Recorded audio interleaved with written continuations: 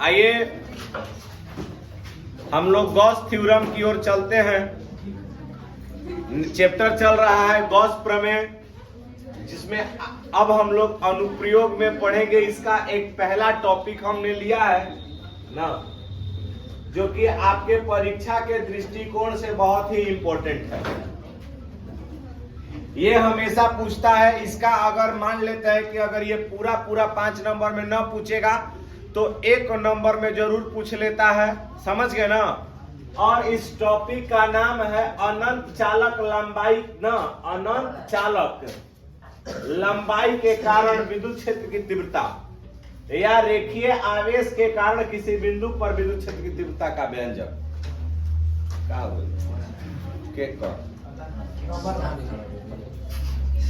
देखिएगा, अब थोड़ा सा हम आगे आप लोगों को समझाते हैं, बताते हैं, इसके बाद आगे बढ़ते हैं। ठीक, हमने यहां पर एक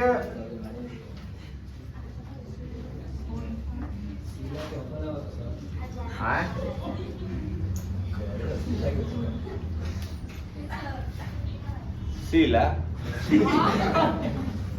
कहा के सीला हवे सुशीला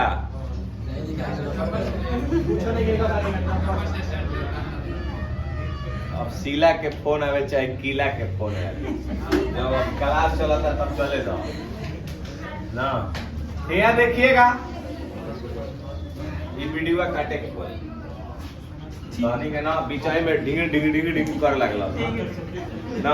अब यहाँ पर देखिए ना, हमने एक आवेशित चालक लिया, एक आवेशित चालक तार लिया। ठीक, तो इस पर हमने धनात्मक आवेश लगाया है। कौन सा आवेश लगाया है? तो धनात्मक आवेश के मतलब कि आप लोग देखते होंगे कि हमने समझाया था स्टार्टिंग में ही कि पॉजिटिव चार्ज से वैद्युत बल रेखाएं क्या होती है? बोलिए क्या होती है?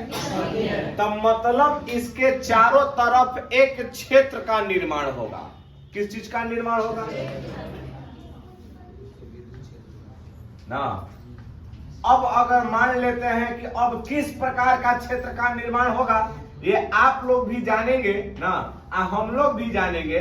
और वह जो क्षेत्र होगा बेलनाकार हो जाएगा। कैसन हो जाएगा? क्लियर हो गया। अब यहां पर देखिए, ठीक ना।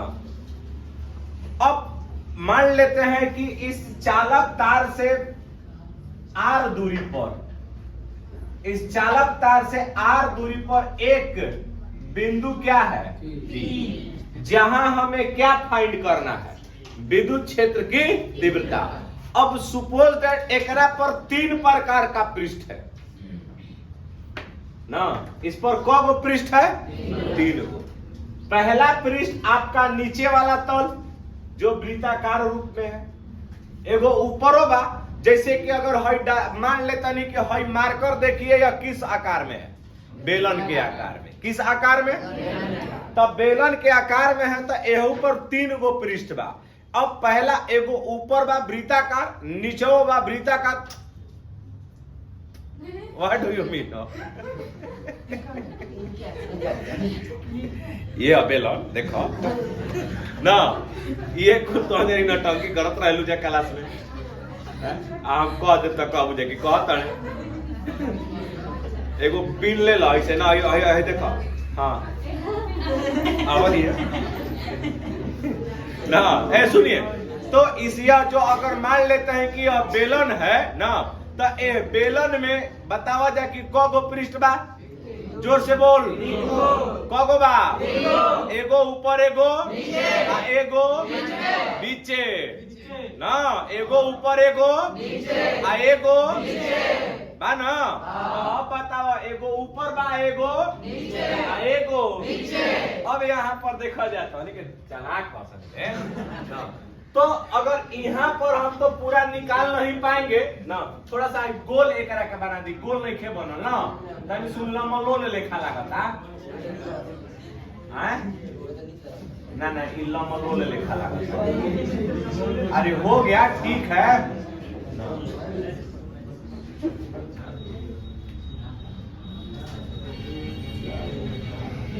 अब तनी सुन गोल हो गया नहीं। इस देखिए ए लड़का, ये जो बेलन की लंबाई हो गया, मतलब जहां तक बेलन बना इसकी लंबाई हमने क्या मान लिया? क्या मान लिया? अब जो इसका अगर मान लेते हैं यहाँ से यहाँ की दूरी अगर r है तो इसकी त्रिज्या भी कितनी हो जाएगी? ऊपर भी कितनी हो जाएगी? जितना नीचे उतना ही का हो जाएगा। अगर मान लेते हैं कि जब त्रिज्या समान नहीं होता तो वह क्या हो जाता? शंकु का हो जाएगा। अब वही बताओ कि अगर हम वही गिलास बना देनी तो किस आकार में है? शंक्वाकार। किस आकार में है? 10 क्लास में पढ़े थे ना आप लोग। तो अब ऊपर वाला जब सब रेडियस समान है तो यह बताओ क्या हो गया? बेलन। तो अब इस स्थिति में हम लोग देखिएगा क्या बताएंगे ना। अब बताओ आवेश किस रूप में वितरित है ना। हमने आवेशों का वितरण आप लोगों को पढ़ाया था। तो आवेशों का वितरण 3 प्रकार का होता है। गाल पर से ठेहा हटाइए ना। तो अब बताइए कि एकरा में 3 प्रकार से वितरण बताए थे। पहला बतलाए थे ना रेखीय आवेश घनत्व। दूसरा का क्या बतलाए थे? बोलिए।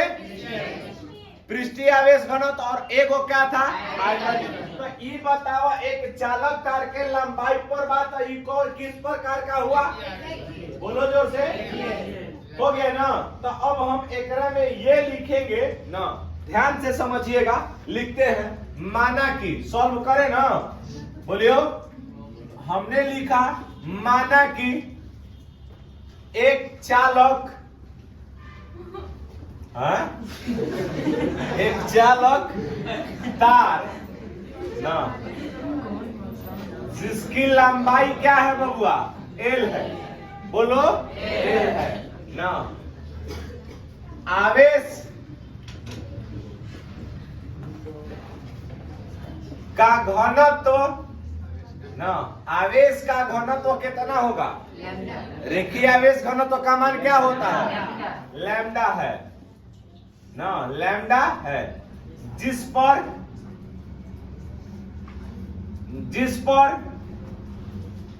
क्यों आवेश बताओ क्या है? वितरित है। क्या है? वितरित है। यही ना वितरित है हो। बोलो। अब यहां पर देखा जा ना,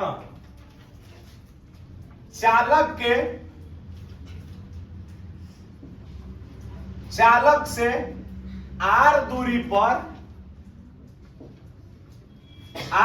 पर एक बिंदु ना क्या स्थित है?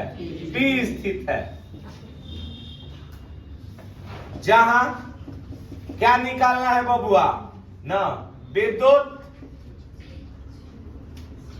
क्षेत्र की तीव्रता ज्ञात करनी है। अब यहां पर हमने देखा क्या लिखा, इस चीज को समझ लीजिए कि माना कि एक चालक तार जिसकी लंबाई कितना है? जोर से बोलो। आवेश का घनत्व कितना होगा? क्योंकि रेखीय आवेश घनत्व को किसके द्वारा सूचित करते हैं? लैम्डा के द्वारा। जिस पर आवेश का वितरण कितना है? पॉजिटिव है कि निगेटिव है? बोलो। चालक से कितना दूरी पर कौन सा बिंदु स्थित है?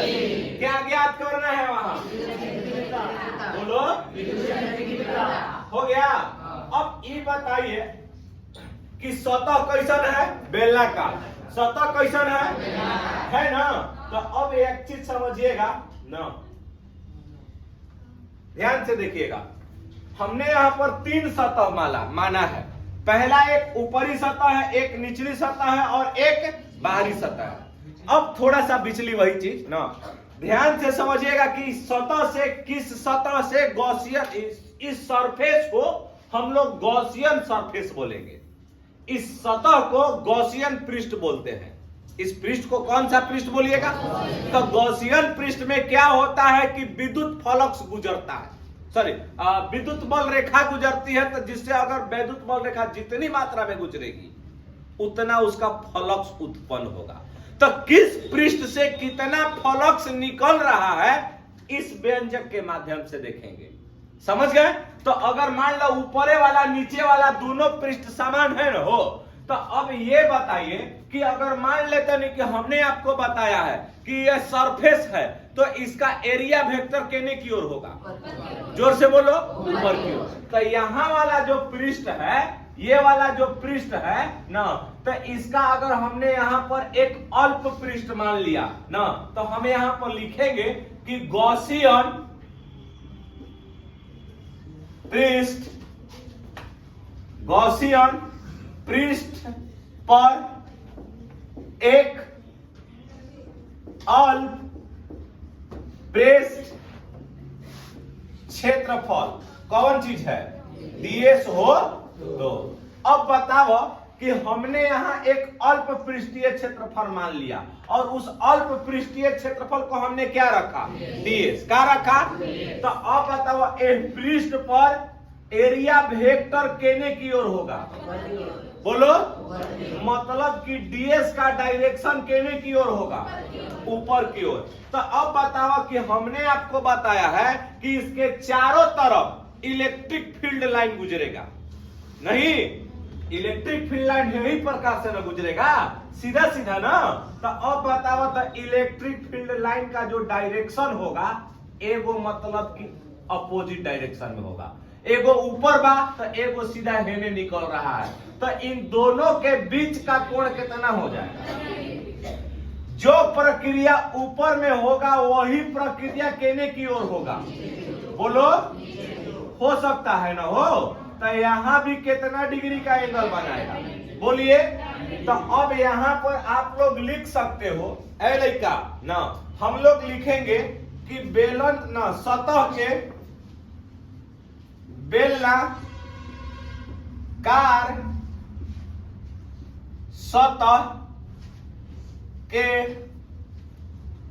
ऊपरी या और कौन निचली सतह पर ना कौन फ्लक्स? विद्युत फ्लक्स ना। हम वहां पर अगर मान लेते हैं कि φ1 हो तो क्या हो? φ1 हो तो अब ये बताइए कि हमने पृष्ठ कैसन माना है? अल्प माना है कि बड़ा माना है? और जो डी है वह अल्प को व्यक्त कर रहा है। किस चीज को व्यक्त कर रहा है? तो अब ये बताइए, तो जब अल्प पृष्ठ है तो वैद्युत फ्लक्स भी कितना निकलेगा? अल्प। तो बताओ एकरा में ना मान हो जाएगा डी φ1। कुछ कह दे तो कहबो कि कहता है, वीडियो में नाम धके कह दे हम ना, ऐसे ध्यान से देखो ना। डी φ1 बराबर मान क्या हो जाएगा? बताओ। ई इंटू कितना हो जाएगा? D A into D. तो बताओ यहाँ पर डी φ1 हो सकता है अब बराबर क्या हो जाएगा?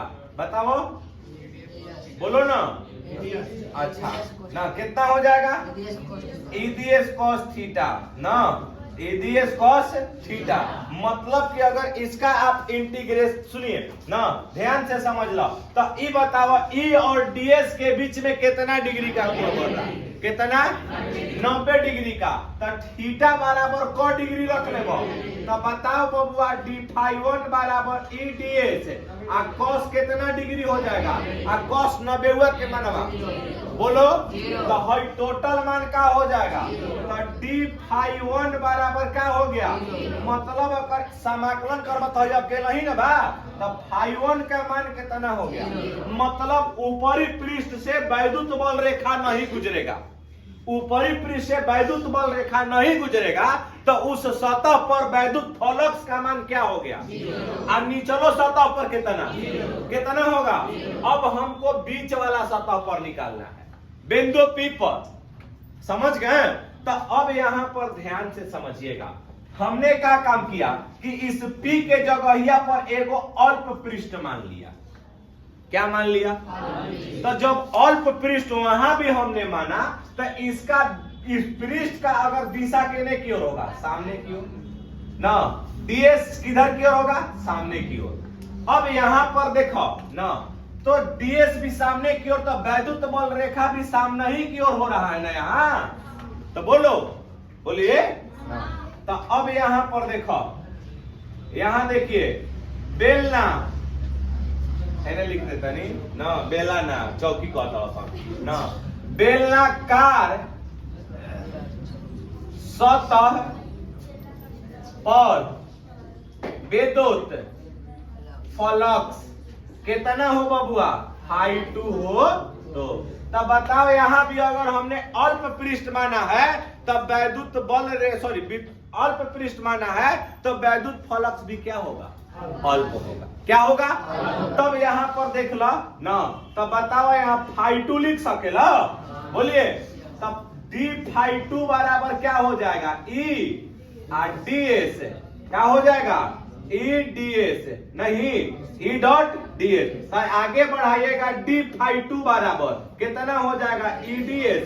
और cos कितना, बताओ दोनों एक ही दिशा में होता तो जब सुनिए कि जब वैद्युत बल रेखा और विद्युत क्षेत्र, सुनिए वैद्युत बल रेखा यानी कि विद्युत क्षेत्र की दिशा और क्षेत्रफल सदिश की दिशा जब दोनों सेम डायरेक्शन में होगा तो उस कंडीशन में थीटा का मान कितना डिग्री, बोलियो। तो भाई थीटावा के जगह यह पर क्या रखाई, तो बताओ बबुआ d phi2 बराबर मान क्या हो जाएगा, E ds। cos कितना, cos 0 के मान, बोलो। तो बताओ यहाँ पर d phi2 बराबर खाली क्या मिल गया, EDS। EDS जब EDS मिल गया तब तनी सुन खाती ना निकला है, पूरे के निकालने के लिए क्या कीजिएगा, जोर से बोलो। क्या करते हैं, जब ये थोड़ा सा पृष्ठ का मान इतना आ गया तब तो किसी भी पूरे पृष्ठ को निकालने के लिए हम लोग क्या करते हैं ना, क्या कर रही हो, तेरा ध्यान किधर है? अब पढ़ाई इधर है, बोलो। ये तय रहे, चलो ठीक बा, टाइटे रह तू ना। अब हम का कही ना कह दी कहवावल चाहता, देखा देखा है पे आओ अभियो ले देखा, पूरी बाद में बटी सावधानी हटी, अब बुनिया पूरी घटबे ना करी। यहाँ देखो तो अब बताओ कि दोनों तरफ क्या करने पर बबुआ, बोलो, दोनों तरफ समाकलन करने पर, दोनों तरफ समाकलन करने पर, जब दोनों तरफ आप समाकलन कीजिएगा तो है बताओ कि d phi तो E को कांस्टेंट कर लीजिए, ds हो जाएगा। तब बताओ यहाँ d phi2 का इंटीग्रेशन क्या होगा, phi2 E इंटू का निकल जाएगा s। तो E बताओ s क्या हुआ, पृष्ठीय क्षेत्रफल। क्या हुआ, s क्या हुआ, तो केकर पृष्ठीय क्षेत्रफल, बोलो। क्योंकि यहाँ जो आकृति बना है बेलन है ना, तब बेलन का पृष्ठीय क्षेत्रफल क्या होता है, 2 पाई RH। क्या होता है, वक्र पृष्ठ क्षेत्रफल होला ना 2 पाई RH। तो अब यहाँ पर देखा जा, ताके लसन हमारा पे बात कर लसन अपने में, दादा। तब phi2 बराबर E इंटू s के बताओ जगह पर 2 पाई RH होला। तब बताओ यहाँ पर बबुआ 2 पाई R के जगह पर R तो H के जगह पर का लिखो, बोलो। हो सकता है इसको हमने समीकरण नंबर कितना कह दिया, एकरा के 1 कहला, एकरा के का कहला, हो गई ना, हो गया ना। अब बताओ कि अब हमने तो ऊपर नीचे वाला को phi1 बोले हैं, एकरा के क्या बोले हैं, तो अगर कुल विद्युतीय फ्लक्स, यहाँ देखिए कुल विद्युतीय फ्लक्स फाई हो तो तब बताओ बबुआ कि फाई बराबर मान का हो जाएगा, phi1 प्लस कितना, ये दोनों के जोड़ दे सारा विद्युतीय फ्लक्स के मान जोड़ाई, phi1 के मान क्या आई बा, जोर से बोलो 0। अब phi2 के मान हटाना बा, तब फाई बराबर 0 प्लस 2 पाई RL, मतलब फाई बराबर 2 पाई RL हो सकता है।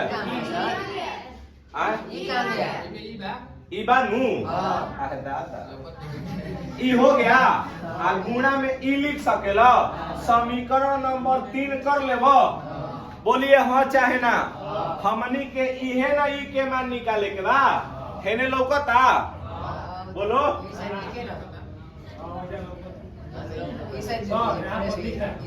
अच्छा अच्छा तो हे पट्टी लिख दे। आइए थोड़ा सा ए पट्टी ताक लीजिए ना। तो अब एक चीज हमनी के फाई बराबर 2 पाई, अब सुनिए 2 पाई आर एल इंटू कितना आ गया? आ गया ना इतना। अब देखिएगा थोड़ा सा, एक चीज हम लोग जानते हैं, ये सतह कौन सा है? गॉस। अनुप्रयोग किसका पढ़ रहे हैं? गॉस का। तब बताओ तो नियम के कर लागी? तब गॉस के कौना चीज से? तो गॉस के नियम से फाई बराबर का होला? क्यू बटा में कितना? बोलिए क्यू बटा में हो सकता है इतना। बोलिए। अच्छा एक चीज आओ तनी सुन देख लो ना।